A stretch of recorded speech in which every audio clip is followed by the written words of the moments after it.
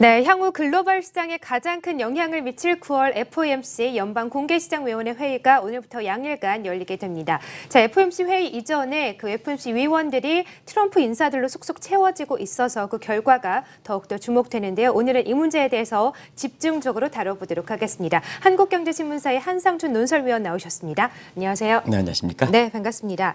자, FOMC 회의 여러 가지로 이번에는 참 주목이 많이 되고 있는데요. 일단 회의 결과 어떻게 예상을 하고 계신가요? 9월 회의는 네. 9월 회의는 굉장히 중요한 회의죠. 네. 왜냐하면 어제도 이제 말씀드렸습니다는 미국은 이제 회계 연도가 10월 1일부터 시작되거든요. 그러니까 재정적 측면에서는 연방안이 확정돼서 새로운 그 회계 연도가 되고요.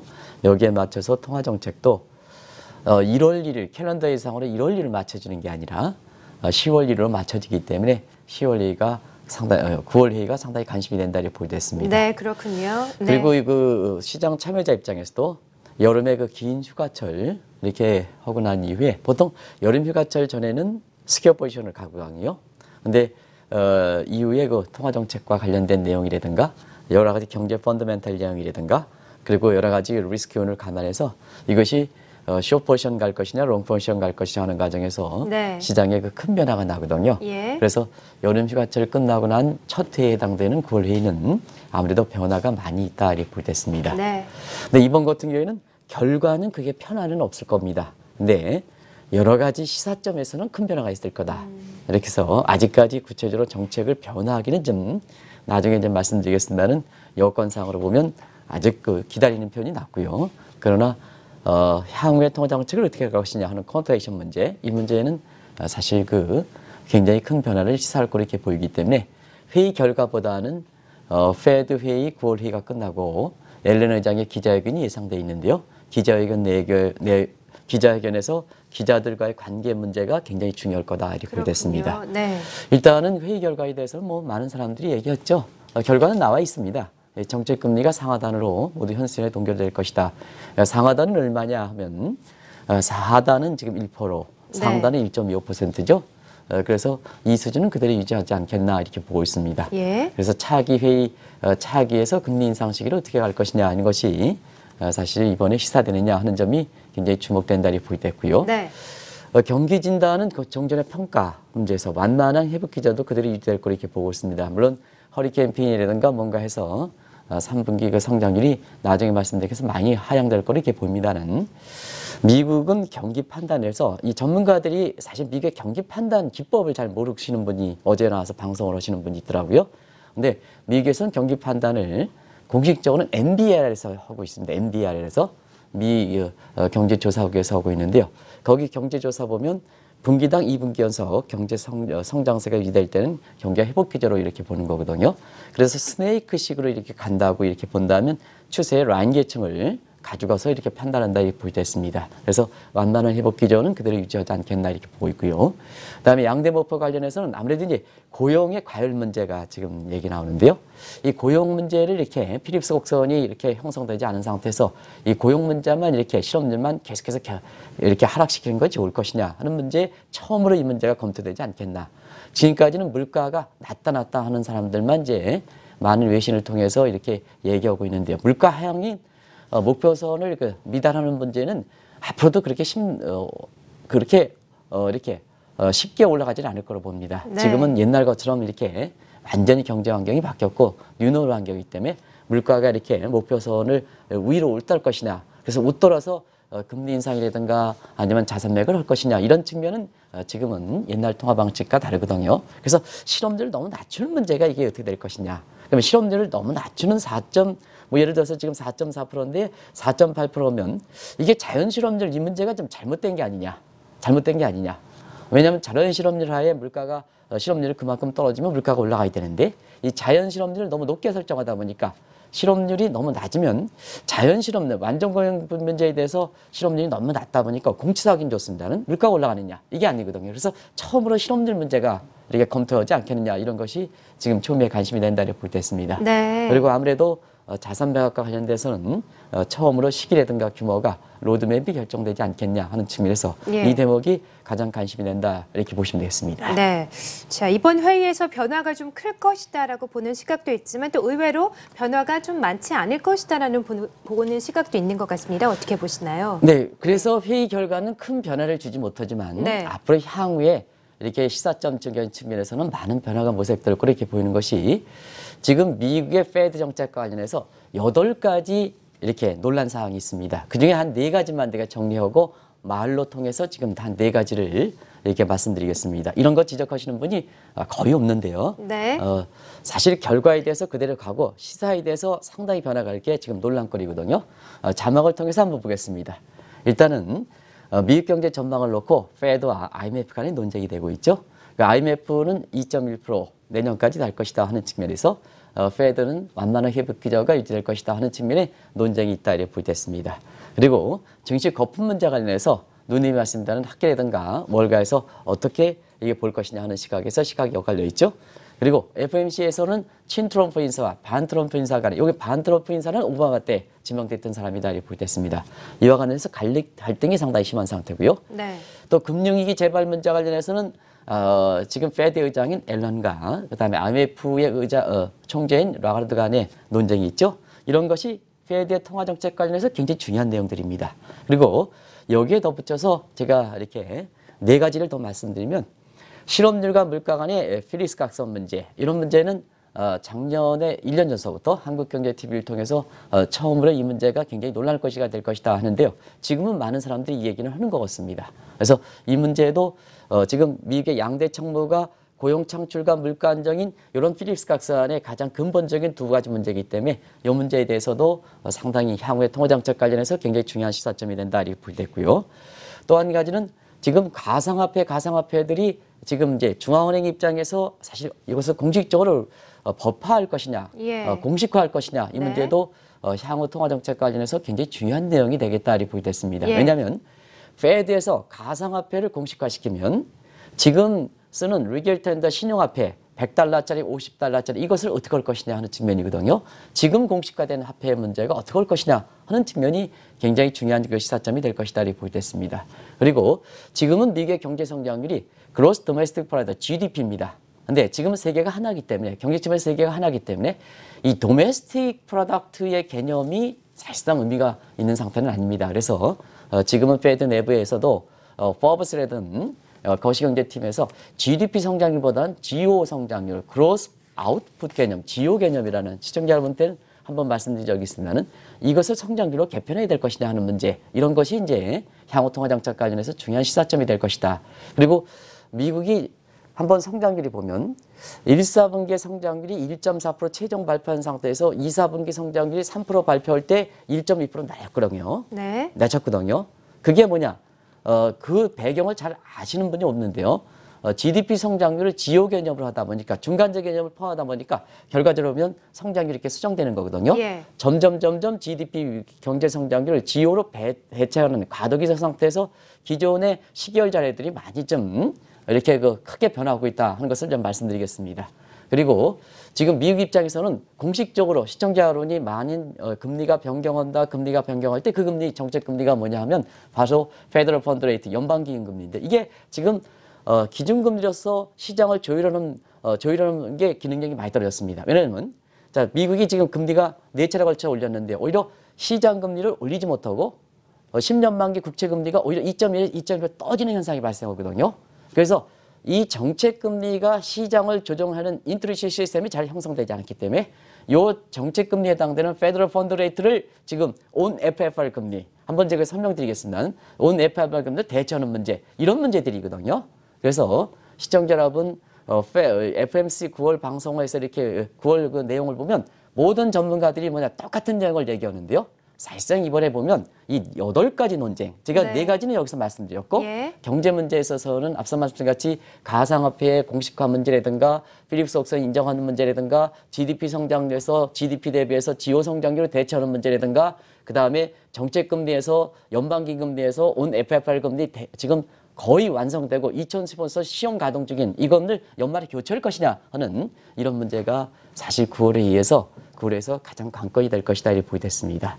근데 사실 그 기준금리 문제, 자산 매각 문제만 얘기하다 보니까 시청자분이 여기 나와서 이 9월 FOMC에서 얘기하는 사람들이 많지만 내용은 똑같다 이렇게 한대요. 사실은 이 8가지 논쟁 문제가 네. 앞으로 더 주목해서 바라보실 그렇군요. 대목이다 이렇게 보게 됐습니다. 네. 자, 가장 중요한 문제는 아무래도 경기가 될 것 같습니다. 미국 경기에 대해서도 굉장히 논쟁이 많이 되고 있는데요. FED는 이 부분에 대해서 어떻게 보고 있을까요? 근데 아무래도 예. 이제 통화 정책에서는 가장 중요한 것이 이제 경제 성장률이거든요. 그렇죠. 네. 그래서 GDP를 GO로 바꿀 것이냐 하는 측면에서 이후에 그 GO로 바꿀 때는 그전의 시계열 자리가 완전히 바뀔 거라 이렇게 봅니다는. 네. 지금의 공식적으로 보면 GDP 성장률을 보면 자, 이 올해 2분기 성장률 3% 나왔죠? 네, 그렇습니다. 미국의 그 예. 잠재 성장률이 지금 2.5%인 점을 감안해 볼 때 3% 위점은 금리를 올려야 되고 자산 매각도 추진해야 됩니다. 왜냐하면 사실 지금의 실제 성장률이 3%일 때 잠재 성장률 2.5% 본다면 오큰 법칙에 의해서 GDP 갭상으로 보면 인플레이션 갭이 발생하는 거거든요. 인플레 갭이 발생하면 총수 사이드, 디맨드 풀 사이드에서 물가가 이제 올라갈 가능성이 높기 때문에 종전보다 빨리 금리도 올려야 되고 자산 매각도 그렇군요. 추진한다 네. 이렇게 보시면 되겠는데요. 예. 사실상 지금은 9월 회의에 변화가 주지 않을 것이다 이렇게 보는 것은 네. 지금 3분기의 성장률이 굉장히 낮게 나올 거라 이렇게 보거든요. 예. 왜냐하면 지금 GDP 나우에서 보면 4%까지 전망했던 것이 2.2%로 상당히 낮아진 상태고요. 네. 그다음에 또 하나의 단기 지표로 가지고 부가가치와 관련된 단기 지표로 이 성장률을 발표는 GDP QS 연준에서 보면 2.2%, 1.2% 낮아진 상태거든요. 예. 시청자 여러분, 2분기 성장률이 지금 두 번째 발표는 잠정치가 3%입니다는 지금 상태에서 이것도 변화 가능성이 있긴 하지만 추세를 보시겠습니다. 추세를 보면 전부만 반토막 난 거죠. 전망 그러네요. 예상치에 예. 비해서. 네. 그래서 이런 상태에서 보면 일단은 패드가 가져가고 있는 완만한 회복 기자라는 이 문제가 제닛 앨런이 계속해서 얘기하고 있는데요. 이 완만한 회복 기저가 유지하고 있다는 얘기가 언제부터냐 하면 사실 2014년 12월 달, 10월 달 양적완화 정책 종료부터 계속해서 경기 문제에서 미국 경제 침체가 문제가 나오는데 이 제닛 앨런 입장에서는 계속해서 완만한 회복 기조가 유지하고 있다 하는 것을 지금 3년간 유지하는데요. 네. 앨런 입장대로 완만한 회복 기조가 유지하고 있느냐 하는 측면에서는 미국의 학계에서 보면 그래 건전치 못하다는 평가가 많이 나오거든요. 또 국내에서 보면 완만한 회복 기조가 나와서 금리 인상하면 슈퍼 달러가 올 것이다 하는데요. 달러 갖고 있는 사람들이 전부 손해를 봤거든요. 왜냐하면 이 미국 경제가 그렇게 강하지 않지 않느냐. 결과적으로 보면 미국의 금리 인상은 4차례 걸쳐서 합니다는 예. 그 3년에 걸쳐서 했거든요. 네. 3년간에 걸쳐서. 네. 또 거꾸로 시장 금리는 떨어졌거든요. 예. 그린스펀 습격 현상 때문에. 그래서 시장 금리가 떨어지다 보니까 달러가 오히려 약세가 돼서 국내에서 보면 이 문제 때문에 사실 그 일부 증권사에서 슈퍼 달러가 옵니다. 달러 삽니다. 달러 사세요. 그러는데 오히려 거꾸로 손해를 보는 이런 환경도 이와 맞물려 있거든요. 그래서 미국 경제가 지금 상태에서는 그렇게 썩 좋지 못하다. 시청자 여러분도 미국의 금리 인상, 미국 경제 날로 좋다. 이런 데서 착시현상에서 좀 벗어날 필요가 있다 하는 것을 말씀드리겠습니다. 네. 자, 또 하나 좀 중요한 것이 FED의 양대 책무와 관련해서 물가 상승률은 계속해서 좀 하회하고 있거든요. 목표치를. 그 부분은 또 어떤 영향을 줄 수 있을까요? 물가 예. 목표치 하해 문제는 계속해서 나오지 않겠냐 생각합니다. 그렇군요. 지금은요. 예. 지금 온라인하고 모바일하기 때문에 사실 기업들이 매출 경쟁인가 보이는 경쟁을 안 하거든요. 보이지 않는 경쟁을 하거든요. 이게 무슨 뜻이냐면 이 온라인이나 이렇게 모바일 하면 모든 경제 여건이 과거하다는 것은 두들기면 모든 게 나옵니다. 이걸 증강현실 시대다 이렇게 얘기하는데요. 증강현실 시대의 기업의 생존 전략을 보면 외형상 보이는 이런 매출이라든가 이런 거 경쟁을 안 합니다. 보이는 시대에서는 보이는 경쟁하면 그 처음에 경쟁했던 처음에 앞서갔던 사람들이 모든 비용을 하는 것을 몰빵을 당하게 되거든요. 그러다 보니까 보이는 시대에서는 보이지 않는 경쟁을 한다. 그 보이지 않는 경쟁이 뭐냐? 기업 내부의 경쟁이다. 예를 들어서 비용 안 올린다. 네. 비용 안 올린다. 예. 임금 상승 안 한다. 이게 이제 지금 미국 경제도 보면 임금 상승이 안 올라가는 게 문제가 아니겠습니까? 그래서 그 기업 내부에서 보면 구조하는 문제거든요. 구조하는 문제이기 때문에 코스트 부담이 그렇게 큰 상태가 아니죠. 그러면 기업 내부에서 보면 코스트 부담이 높지 않다 보니까 마컬 베이셔 이윤율이 높지 않다 보니까 사실 지금 물가가 이렇게 올라가지 못하는 추세가 지금 금리 위기에 지속되는 상황이다 이렇게 됐습니다. 네. 그런 각도에서 자 이번에는 실업률 문제가 자연 실업률이 지금 뭐냐면 패드가 추정하는 완전 고용 실업률, 자연 실업률 여기서 자연 실업률이라는 표현을 쓰고 있습니다. 예. 그러니까 왜냐하면 이 완전 고용이라는 것은 학파 중에서는 케인즈 학파들이 얘기하는 거고요. 마이터리스트 같은 경우에는 통화론자는 자연실업률 얘기하거든요. 근데 페드 내부에서는 지금 상태에서는 트럼프 정부 이사 것들은 케인즈원들이 많이 들어오긴 합니다는 아직도 이 페드 내부에 통화정책을 관장하는 사람들이 마이터리스트 통화론자들이 많기 때문에 완전 고용, 완전 공실적 하지만 자연실업률이라는 개념을 쓴다. 그러면 시청자 여러분, 자연실업률은 뭐냐? 노동시장에서 유입되는 인구와 유출되는 인구가 거의 동일한 시점에 그때 실업률을 얘기한다. 이렇게 보시면 되겠습니다. 네. 그래서 이것이 이제 4.8에서 5.1%까지 이렇게 되는데요. 지금 보면 8월 실업률이 4.4거든요. 그럼 하단인 4.8% 낮으면 물가는 필립스 곡선이지만 당연히 인플레 타겟팅선인 지금 2%보다 높아야 되는데요. 이게 물가 목표치가 4년 동안 2% 밑으로 떠든다는 의미입니다. 그래서 이 문제가 지금 논란이 되는 거거든요. 크게 보면 실업률과 물가 간의 트레이드 관계가 필립스 관계가 이렇게 형성되느냐 하는 문제고, 지금 상태는 더 세부적으로 두 가지 문제. 물가는 인플레 타겟팅을 넘지는 어렵다. 그러면 결국 실업률을 너무 과도하게 내친 거 아니냐. 그러면 실업률은 4.4%인데 이게 지금 상태에서는 고용시장에서 보면 4.4% 되더라도 미국에서 보면 아직도 체감적인 이렇게 고용사정이 개선됐다. 이렇게 얘기하기에는 상당히 어려운 상태이기 때문에 트럼프 입장에서는 저소득층의 백인의 일자리를 위해서 멕시칸이라든가 이런 걸 제거시키는 문제거든요. 예. 그런 측면에서 보면 페드가 설정하는 자율의 실업률 완전공이 4.8%가 이게 지나치게 높은 게 아니냐. 자, 높게 설정해놓고 4.4% 이렇게 낮다 보니까 공치사하기는 좋습니다는 물가가 안 올라가고 첫 번째. 두 번째는 체감적인 실업률, 고용사정이 개선되지 않다는 얘기거든요. 그러면 저 페드가 설정했던 자연 실업률 4.8%는 너무 높게 설정하는 게 아니냐. 그래서 이것을 거꾸로 지금 4% 정도 된다면 지금 4.4%의 실업률은 너무 높다는 얘기입니다. 그렇군요. 이렇게 되겠죠? 그래서 이런 문제들이 검토되지 않겠냐 이렇게 보고 있습니다. 그래서 지금 페드 입장에서 2012년 100년 역사상 가장 큰 이렇게 변화라고 보는 이 물가 안정에 고용 창출되면서 물가 안정 부분에 물가 상승률과 고용 창출 부분에 사실 실업률 개념과 이게 역관계로 형성되는 것이 필립스 곡선을 형성을 해서 지금 제니 앨런을 비롯해서 페드가 지금 통화정책의 잣대를 세우는데요. 이 잣대가 잘못됐으니까 결국 통화정책도 잘못된 게 아니냐 하는 시각이 꾸준히 제기되고 있거든요. 그런 측면에서 이번에는 이런 문제를 어떻게 입장을 정리할 것이냐. 물론 짧은 해에 이런 문제들이 이렇게 검토되지는 않을 거로 보이는데요. 지금은 이번 FOMC 회의 결과가 동일하기 때문에 그거에 대해서 하는 것보다는 향후에 어떻게 변화를 줄 것인가 굉장히 중요한 문제거든요. 그런 각도에서 이런 문제를 9월 FOMC 회의를 결과를 토대해서 거기에 숨어 있는 내용들을 좀 짚어볼 필요가 있다 하는 것을 말씀드리겠습니다. 네. 자, 지금 오늘부터 양일간 열리는 미국 FOMC 회의에 대해서 한상주 위원님과 함께 이야기를 나눠보고 있는데요. 자, 이번 회의에서도 주목을 해볼 만한 것이 자산 매각 부분입니다. 자, 과연 규모와 시기가 좀 구체적으로 나올까요? 어떨까요?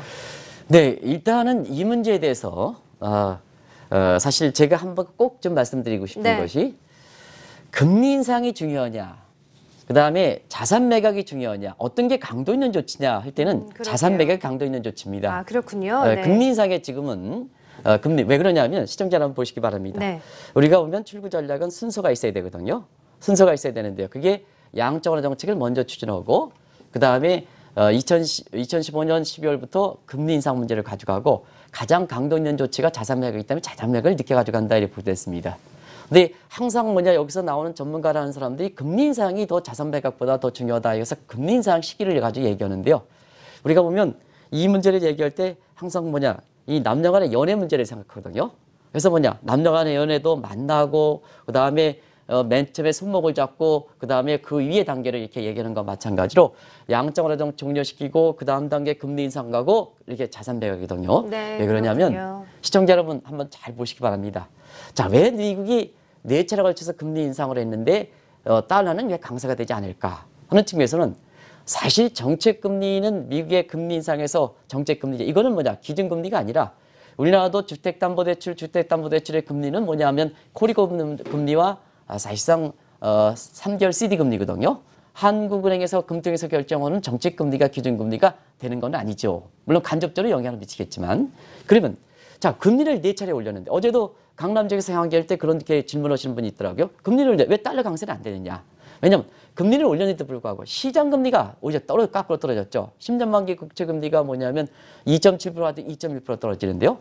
국제 간 자금 흐름은 FOMC 결정하는 금리 인상 문제가 아니고 그게 결정하는 게 아니고 10년 만기 국채금리가 결정한다. 그러면 국채금리가 떨어졌기 때문에 결과적으로 미국적으로 자금 안 들어가고 미국적으로 자금하니까 달러 수요가 이렇게 떨어진 상태에서 오히려 달러가 오히려 약세를 보이는 상황이다 이렇게 보겠습니다. 근데 자산 매각은 왜 강도 있는 조치냐 하면 페드가 갖고 있는 보유 자산을 팔 경우에는 채권 시장에 그만큼 채권 공급 전략이 많이 나오니까 채권 가격이 떨어지고 시장 금리는 다이렉트 올린다는 겁니다. 반드시 오른다 하는 문제입니다. 그렇기 때문에 시장 금리 시장으로 보면 정책 금리를 올리면 시청자 여러분이 생각하는 그 FOMC 결정하는 금리 인상을 하더라도 시장 금리는 안 올라가는데 자산 매각은 반드시 올라간다 이렇게 보시면 되겠습니다. 네, 그렇군요. 그래서 예. 시청자 여러분들 금리 인상 가지고 자꾸 전문가들이 뭐냐 얘기하는데요. 네. 지금 뭐냐 그게 더 강도 있는 조치라면 자산 매각부터 먼저 가고 금리 인상을 가져가겠죠. 근데 금리 인상부터 가져가고 자산 매각을 늦게 가져가는 것은 바로 강도 있는 조치가 시장 금리를 올린다는 측면에서 자산 매각 조치가 더기 때문에 그렇다 이렇게 보겠습니다. 네. 그래서 월가에서는 금리 인상보다는 지금 자산 매각에 대해서 관심 있는 것도 바로 그런 대목이다 이렇게 예. 보겠습니다. 네. 그래서 이 매각과 관련돼서는요. 항상 말씀드리는 시기와 그다음에 규모, 특히 시기가 중요한데요. 이렇게 생각하는데요. 그렇죠. 시기적 측면에서는 올해 3월 말에 처음으로 검토했죠. 왜냐하면 3월 말에 검토한 이유가 있습니다. 왜냐하면 작년 12월까지 이렇게 금리를 이렇게 올렸는데 이게 시장 금리가 거의 거꾸로 올라가지 않고 떨어지더라고요. 떨어지니까 페드 내부에서도 이제 보다 강도 있는 자산 매각 조치를 검토해야 되지 않느냐. 근데 자산 매각에 강도 있는 조치다 보니까 시장에 미리 예고를 해야 되거든요. 그래서 3월 말서부터 처음으로 검토해서 지금 6개월이 되는 시점에서 9월 말에 검토하지 않을까 이렇게 얘기 나온다 이렇게 됐습니다. 그래서 지금은 사실 자산 매각에서 이렇게 벌써 한 9월 정도 그동안 로드맵을 이렇게 볼 때 또 시장의 얘기를 볼 때 9월 정도에는 로드맵이 나오지 않겠느냐. 왜냐하면 페드의 신뢰 문제가 있기 때문에 네. 나와서 구체적 시기는 사실 10월부터 진행되지 않겠냐 이런 시기가 얘기가 나온다 이렇게 됐습니다. 네. 그래서 우리가 보면 시기가 결정되면 얼만큼 보유 자산을 매각할 것이냐 문제거든요. 그래서 들어오는 물량을 상환시키지 않고 리스크를 시키지 않고 그대로 그냥 이렇게 중앙은행에서 보면 흡수시키면 시장에 미치는 영향은 그렇게 크지 않은데 이게 적정 보이고 지금 4조 한 5천억 달러 정도 되는데요. 일부 인터넷 신문에서는 4조 2천억 달러 이렇게 해서 여기 와서도 인터넷을 그대로 보고 이렇게 하는 시각들이 있는데요. 페드의 자산 매각은 크게 구성 항목들이 있습니다. 미국 국채가 있고 그다음에 모기지 증권도 있고 이렇기 때문에 어느 것을 포함시키느냐에 따라서 그것을 좀 말씀을 하셔야 되는데요. 사실 양적완화 정책이라든가 1차, 2차, 3차 가지고 전부 매각 대상으로 본다면 4조 5천억이 맞다 이렇게 보겠습니다. 그렇군요. 근데 예. 어떤 신문에서 4조 2천 나오면 또 4조 2천으로 바뀌거든요. 네. 근데 그 매각 대상 보유 자산이 갖고 있는 내용들을 좀 자세히 보시고 이 전문가라 하는 사람들이 얘기해야 된다는 걸 꼭 좀 말씀드리겠습니다. 네. 그래서 4조 5천억, 4조 5천억일 때 이것이 뭐냐? 들어오는 상환 물량으로 그대로 이렇게 스탑시키는 상태에서 시장에 미치는 영향을 갖지 않는다면 이게 적정 외환보호를 적정 이렇게 매각 자산을 3조 정도로 가져가겠다 하면 특별히 시장에 미치는 영향은 그렇게 크지 않는다인데요.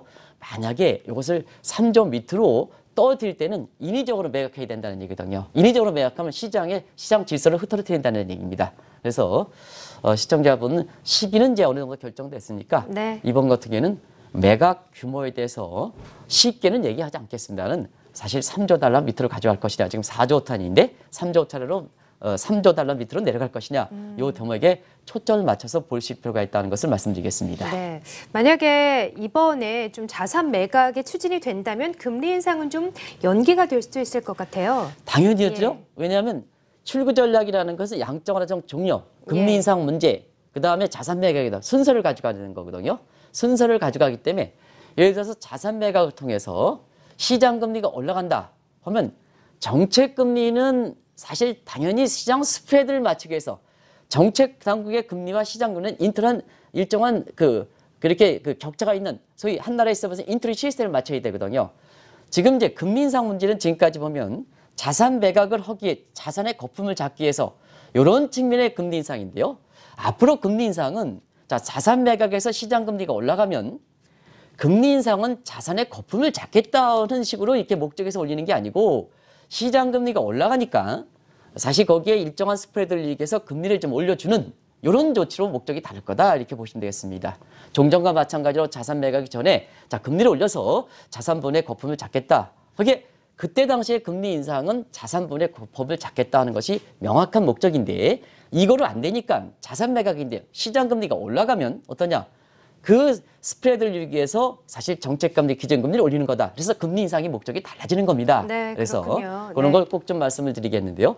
그런 측면에서 보면 사실 그런 측면이라면 시장 금리가 올라가고 자산 매각할 때 금리 인상은 동일하게 가져가진 않겠죠. 왜냐? 자산 매각을 통해서 시장 금리가 올라가는 걸 보고 거기에 보완 조치로서 금리를 올리니까 그 그렇죠. 두 가지 네. 정책은 동일하게 가져갈 수 없다 이렇게 보겠습니다. 네. 그래서 앞으로는 자산 매각 금리 인상은 교차 방식으로 추진할 것이다 이렇게 보시면 되겠습니다. 네. 그리고 금리 인상에 대해서는 로드맵이 나온 게 그게죠. 왜냐 자산 매각에서 시장 금리 올라가면 금리 인상 부분에 대해서는 보조적 성격을 갖고 있기 때문에 보조적 지표는 이렇게 로드맵이 나오는 거죠. 그래서 333 전략인데 잘 아시죠? 그래서 오늘 시간 관계에서 이것을 생략해 드리겠습니다. 그래서 9월에 그 자산 매각이 되면 이렇게 교차 방식이기 때문에 금리 인상 문제는 같이 가지 못하고 네. 연기될 것이다. 그래서 예. 12월에 가져가냐 아니면 내년으로 연기되냐 이런 문제가 나오는 거죠. 네. 이렇게 해서 그런 방식으로 이렇게 본다. 다시 한번 말씀드리면 네. 금리 인상은 지금까지는 자산의 거품을 잡기 위한 주목적으로 금리 인상이라는 수단을 했는데요. 앞으로 자산 매각을 하면 시장 금리가 올라가기 때문에 거기에 스프레드를 유지한 차원에서 한 나라의 인트레스 시스템을 유지하기 위해서 금리 인상은 올라간다 이렇게 보겠습니다. 그래서 목적이 달라진다는 얘기입니다. 이런 것을 전문가들이 지적하지 않고 종전과 똑같은 시각으로 얘기하다 보니까 결과적으로 시청자분도 뭐가 뭔지 모르겠다 하는 얘기가 나오는 겁니다. 그래서 그런 것을 꼭 좀 말씀드리겠습니다. 네, 알겠습니다. 자, 이번 회의뿐만이 아니라 앞으로 또 FED의 통화 정책의 가장 큰 변수가 될 수 있을 것 같은데요. 바로 FOMC의 인사 문제입니다. 좀 많이 변화가 되는 것 같습니다. 네, 예. 많이 변화가 되겠죠. 예. 아무래도 이제 트럼프 정부에서 보면 그렇죠. 트럼프 행정부는 당신이 뭐냐 이 땅의 스포일 시스템 전리품이기 때문에 사실 그 선거 과정에서 공유했던 사람들을 전부 인사로 채워지죠. 근데 이제 이 중앙은행은요, 이 독립성 문제이기 때문에 이 트럼프 인사들 또 오바마 인사들이 가장 마지막에 채워지는 겁니다. 왜냐하면 이쪽 문제가 잘못 건드릴 때는 중앙은행의 독립성 문제에 국민의 비난이 많기 때문에 제일 나중에 채워지는 거거든요. 그래서 제일 나중에 출범의 6개월 이후에 채워진다 이렇게 볼 때 있습니다. 아직도 채워지진 않고 있죠. 네. 그래서 사실 새로운 회계 연도가 10월부터 이렇게 진행되는 점을 감안해 볼 때 다시 한번 이 친트럼프적인 통화 정책이 왜 중요하냐면요. 이 트럼프 정책가 불투명하거든요. 이게 벌써부터 올해 3월 달에 나왔는데요. 지금 의회 통과하지 못하고 추진하지 못하는 상태거든요. 시간이 가면 갈수록 트럼프에 대한 인기가 떨어지고 네, 그다음에 공화당 그렇군요. 사람들도 사실 중간 선거 이렇게 닥쳐오는 점을 감안해 볼 때 트럼프가 정책을 잘못했는데 같은 정당이라서 박수를 쳐버리면 어떤 문제가 되냐면요. 본인들이 중간 선거에 떨어들거든요. 그래서 트럼프 노믹스가 올해 3월 달에 나온데도 불구하고 의회 통과가 자꾸 어려지는 것이 바로 이렇게 있습니다. 네. 그러면 자, 통화 정책이라도 사실 미국의 경기라든가 이런 걸 위해서 사실 친 트럼프적인 통화 정책을 강구해야 되죠. 그러다 보니까 결국 오바마 시절에 취했던 사람들 전부 교체할 수밖에 없죠. 그래서 처음으로 나왔던 것이 스탠리 피셔가 다음 달에 시스템에 예정돼 있습니다는 사직을 먼저 했던 거고요. 거기에 랜덜 캘스에서 지금 감독, 이 트럼프 들어서는 부의장 지도가 두 의자거든요. 행정 담당이 스탠리 피셔고 감독 담당이 랜덜 캘스인데요. 이 사람이 극명하게 대립합니다. 왜냐하면 이 오바마 정부 시대 또 스탠리 피셔의 작품이라고 하는 도드 프롬급에서 월커룰이라고 있습니다. 이 분인데요. 행정 규제, 금융위 강조하기에서는 규제 강조였는데요. 랜덤 켈스는 뭐냐면 친월과 친증시, 친기업 정책을 해서 규제를 전부 없애버려야 된다 하는 입장이거든. 서로 반명되니까 스탠리 피셔 입장에선 다 당신 해봐라. 나는 그만둔다. 이렇게 해서 스탠리 피셔가 이번에 그만둔 거거든요. 네, 그렇군요. 그리고 예. 지금 페드의 인사들이 3명이 공석 중에 있습니다. 네. 이것도 사실 새로운 회기년도 맞춰서 트럼프적인 인사로 채워지지 않겠나 이렇게 보고 있고요. 네. 그다음에 내년 2월 말에 열린 의장의 연임도 쉽지 않을 것이다 이렇게 보게 됐습니다. 그러면 왜 트럼프적인 인사들이 비둘기파냐 하면 사실상 트럼프 노믹스가 불투명하기 때문에 네. 미국 경기를 부추기기 위해서는 통화 정책이 매파가 아니라 비둘기파로 돼 있죠. 그 비둘기파로 되는데요. 두 가지 각도. 하나는 행정 규제를 완화하는 감독 담당의 랜덜 캔슬이든가 이런 사람들이 임명시키는 거고 그렇죠. 예. 그다음에 FOMC 멤버의 금리 결정하는 사람들도 사실 비둘기파의 얘기들이 나온다 리포트 했습니다. 그래서 이번에 새로운 회계 연도 시작과 함께 사실상 출구 전략을 지금 가져가는 측면이 있습니다는 이 속도가 많이 둔화될 거로 이렇게 보는 시각은 FOMC 금리 결정 멤버들의 인사들이 그동안 매파적인 속성들이 많았습니다는 출구 전략은 빨리 가져가야 된다는 시각들이 많았습니다는 이것이 새로운 비둘기파의 친트럼프 인사로 채워질 때는 출구 전략이 많이 완화되지 않겠느냐 이렇게 이제 보는 것이 바로 그런 대목에서 나온다 이렇게 보겠습니다. 네. 자, 그렇다면 아무래도 우리 내부에서도 금리 인상 논쟁이 계속해서 일어나고 있기 때문에 이번 회의에 또 우리나라에도 영향을 적지 않을 줄 것 같습니다. 어떻게 예상하고 계세요?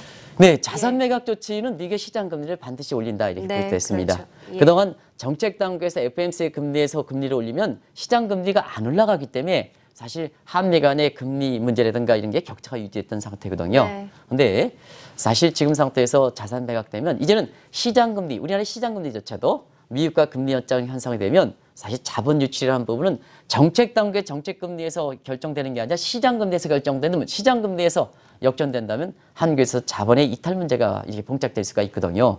바로 그런 점을 생각해서 이주열 한국은행 총재께서는 그동안 오랫동안 학자와 달리 한국은행 출신이고 저희 것처럼 이게 한국은행의 후배들 입장에서는 굉장히 신망이 두터웠던 분이거든요. 그만큼 이 통화정책에서 오랫동안 40년 가까이 통화정책을 관장하는 상태에서 시장 생들이 잘 아신다는 얘기입니다. 그래서 이 경기라든가 이런 것도 부동산 잡자 이런 측면에서 보면 누구든 이렇게 금리 인상 문제라든가 이런 문제에 대해서 굉장히 논란이 있습니다. 그래도 금리 인상 문제에서는 계속해서 간접적 시산층을 일관되게 얘기하는 것도 바로 이런 대목을 생각하셔서 그런 게 아닌가 이렇게 생각하는데요. 네.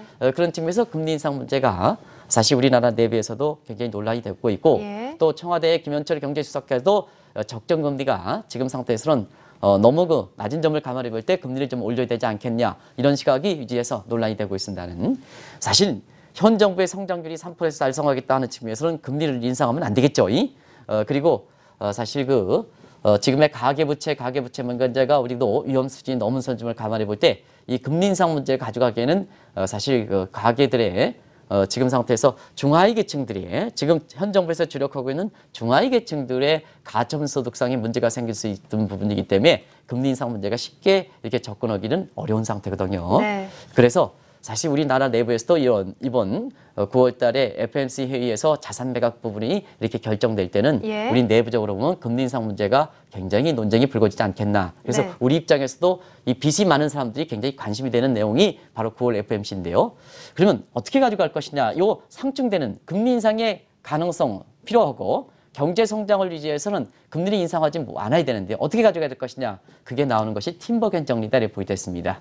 바로 팀버겐 정리는 정책의 목표가 한 수단 가지고 이렇게 두 가지 수단을 달성하지 못한다면 정책 목표대로 가장 적합한 수단을 가져가는 겁니다. 그러면 경기 부양 목표, 성장률 3% 달성은 금리로 가져가면 안 되고 금리를 통해서 가져가면 안 되고 지금 재정의 건전도가 중요하기 때문에 재정 지출 쪽에서 그걸 주력해서 경기 성장률은 3% 달성하는 문제를 가져가지고 그다음에 지금 자본 이탈 문제 이런 문제는 통화정책 측면에서 금리를 김수석이라든가 이주열 총재께서에게는 이렇게 금리 인상 문제 이런 쪽으로 해서 미국의 시장금을 통해서 금리를 올라가니까 자본 이탈 문제 방지해서 우리도 적정히 금리를 좀 올라가는 이런 측면에서 통화정책 쪽에 잡아주고 이것이 정책 목표대로 수단을 가져가는 정책 목표가 예를 들어 두 가지면 한 마리 가지고 두 마리 정책 목표를 달성하지 않고 목표가 네 가지면 네 가지 수단 가지고 가져가는 이게 팀버겐 정리거든요. 이런 식으로 정책을 하고 이것이 지금 중국도 하고 미국도 그렇게 한다. 그러면 우리도 그렇게 할 필요가 있다. 그래서